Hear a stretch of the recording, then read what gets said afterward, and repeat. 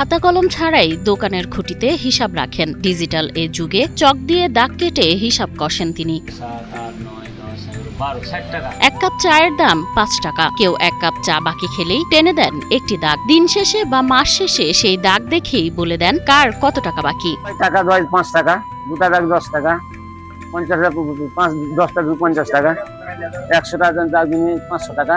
সবচেয়ে অবাক করা বিষয় হলো কোথাও কোনো নাম লেখা নেই, তবুও প্রতিটি দাগ কোন গ্রাহকের সেটি যেন মুখস্থ মান্নু মিয়ার। কিছু জানে না, লেখাপড়া জানে না বাবা। আইডিয়া আল্লাহর হুকুম, আইডিয়া মিলিয়ে দেয়।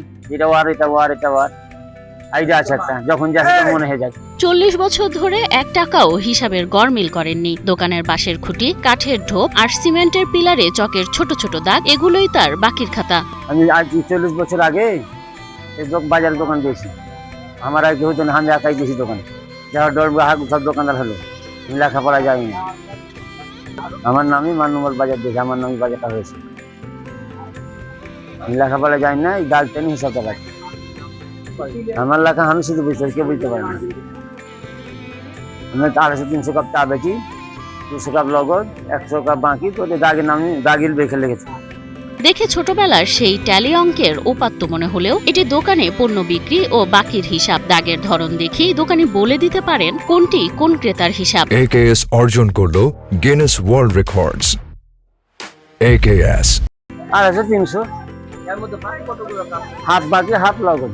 দেওয়ালে দাগ দিয়ে রাখেন এবং তিনি পরবর্তীতে দাগগুলা অনুযায়ী তাদের কাছ থেকে পাওনা ফেরত নিয়ে থাকেন। চাঁপাইনবাবগঞ্জের ভোলাহাট উপজেলার চা দোকানি মান্নু মিয়া অক্ষর জ্ঞানহীন হলেও তার হিসাব রাখার পদ্ধতি অবাক করছে সবাইকে। মান্নু আমার লেখাপড়া জানে না, ও চা বিক্রি করে, চা বিক্রি করে চারটা দাগ টানে।